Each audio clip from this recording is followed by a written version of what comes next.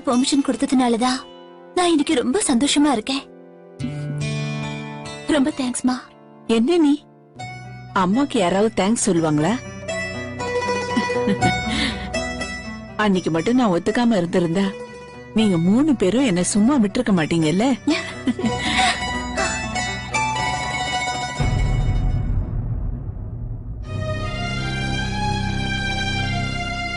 சீமா கண்ணு, நீ டான்ஸ் காம்படிஷனுக்கு போகணும்னு சொன்னேன்.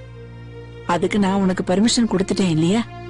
ஆனா ஒரு விஷயத்துல நீ ரொம்ப கவனமா இருக்கணும்.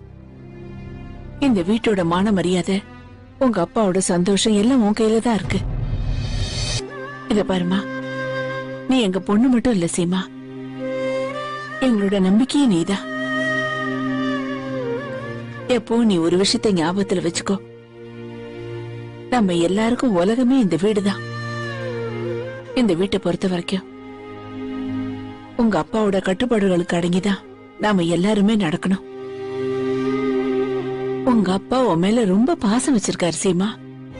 அவர் உங்க எல்லாரையும் கட்டுப்படுத்தி வச்சிருக்கிறதுக்கு காரணம் உங்க மேல இருக்கிற பாசம்தான். நீங்க நல்லா இருக்கணும்னு மட்டும்தான் நினைக்கிறாரு. அதனால எது பண்ணாலும் நல்லா யோசிச்சு பண்ணு.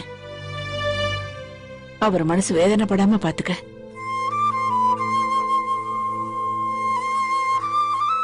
ஆமா, எனக்கு இந்த உலகத்துல அப்பாவை தவிர வேற எதுவுமே பெருசு கிடையாது. நான் உண்மையா சொல்றேன், அப்பாதான் எனக்கு எல்லாமே. உங்களுக்கு எப்படி அப்பாவோட சந்தோஷம் ரொம்ப முக்கியமோ அதே மாதிரிதாம்மா எனக்கும். நிச்சயமா அப்பாவோட நம்பிக்கையை நான் காப்பாத்துவேன். பிளீஸ்மா, என்னோட வார்த்தைகளை நம்புங்க.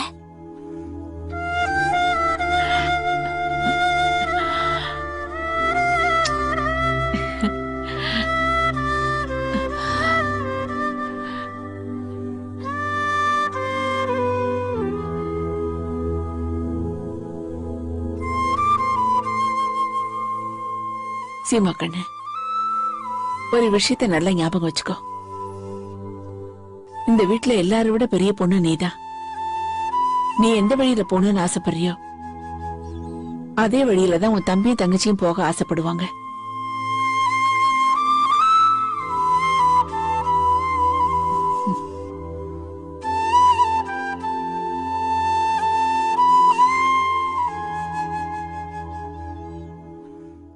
ஒரு விஷயத்த நல்லா ஞாபகம் வச்சுக்கோ.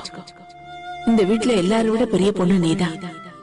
நீ எந்த வழியில போகணும்னு ஆசைப்படுறியோ அதே வழியில தான் உன் தம்பியும் தங்கச்சியும் போக ஆசைப்படுவாங்க.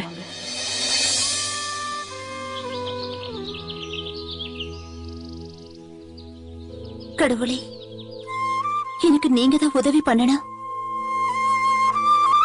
எனக்கு பாட்டு சத்தம் கேட்கலன்னா நான் எப்படி ஆடிஷனுக்கு பிராக்டிஸ் பண்ண முடியும்?